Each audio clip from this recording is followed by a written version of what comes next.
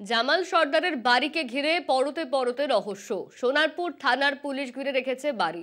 জামাল সর্দারের বাড়ির ভিতর ও বাইরে মিলিয়ে মোট 50টি সিসিটিভি ক্যামেরা লাগানো হয়েছে। বাড়ির সুইমিং পুলে রয়েছে কচ্ছপ।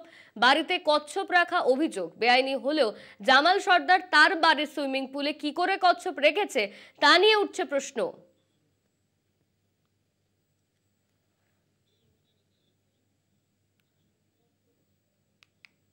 জামাল সর্দারের বাড়িকে ঘিরে পরতে পরতে রহস্য। সোনারপুর থানায় পুলিশ ঘিরে রেখেছে বাড়ি। জামাল সর্দারের বাড়ির ভিতর ও বাইরে মিলিয়ে 50টি সিসিটিভি ক্যামেরা লাগানো হয়েছে। বাড়ির সুইমিং পুলে রয়েছে কচ্ছপ। বাড়িতে কচ্ছপ রাখার অভিযোগ বেআইনি।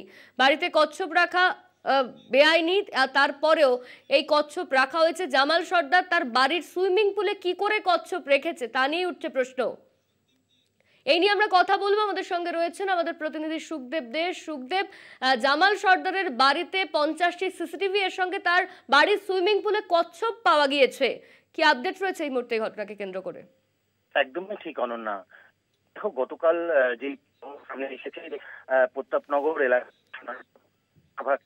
অন্তর্গত প্রতাপনগর এই যেটা এলাকাবাসীদের যেটা অভিযোগ যে সালিশি সভার নাম করে জামাল যে বিরুদ্ধে অভিযোগ বাড়িতে ডেকে নিয়ে গিয়ে সালিশি সভা করতো এবং সালিশি সভার নাম করে পায়ে শেকল বেঁধে তাদের তাদের কোনো কথায় রাজি না হলে এবং তাদেরকে এইভাবে শেকল বেঁধে মারা, পাশাপাশি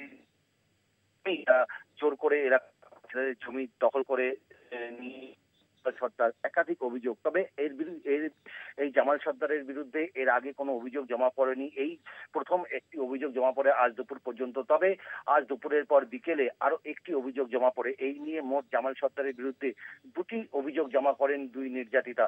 এই নির্যাতিতার যে অভিযোগ যে তাদেরকে বাড়িতে ডেকে নিয়ে গিয়ে সালিশি সভা করত এবং তাকে শেকল দিয়ে বেঁধে ঝুলিয়ে রাখা হতো রাতভর এবং তার স্বামী বাঁচাতে গেলে স্বামীকেও মারা হতো। এই ঘটনায় রীতিমতো ছড়িয়ে পড়েছে এলাকায়। তাই আজ সকাল থেকে সোনারপুর থানার পুলিশের পক্ষ থেকে ঘটনাস্থলে যাওয়া হয়েছে। গিয়ে সেখানে একটা পুলিশের পিকেট বসানো হয়েছে এবং তার পাশাপাশি তোমাকে বলে রাখি যে যেই বাড়িটি বানানো হয়েছে প্রাসাদতম বাড়ি, সেই বাড়িতে বসানো হয়েছে প্রায় 50টি সিসিটিভি ক্যামেরায় মোড়া রয়েছে। গেটে যে মূল গেট, সেই গেটেই রয়েছে 5টি সিসিটিভি ক্যামেরা। তবে এই জামাল সর্দারের উত্থান কোথা থেকে? যেটা সূত্র মারফত জানা যাচ্ছে যে এই জামাল সর্দারের উত্থান হচ্ছে লেদার কমপ্লেক্স থানা। সেই লেদার কমপ্লেক্স থানা এলাকায় থানাতে তিনি মোহরির কাজ করতেন এবং যারা থানায় অভিযোগ নিয়ে আসতেন তাদের এই লিখে দিতেন এবং সেগুলোকে ফরওয়ার্ড করতেন। এই ছিল তার মূলত কাজ প্রথম দিকে। পরবর্তীকালে তিনি এই যে সাঙ্গুর এলাকায় প্রতাপনগর গ্রাম পঞ্চায়েতের সেখানে সেখানে ছোট ছোট কোম্পানি এবং ছোট ছোট বাড়ির যে বাউন্ডারি করা হতো সেই বাউন্ডারি দেওয়ার জন্য তিনি মধ্যস্থতার কাজ করতেন এক প্রকার।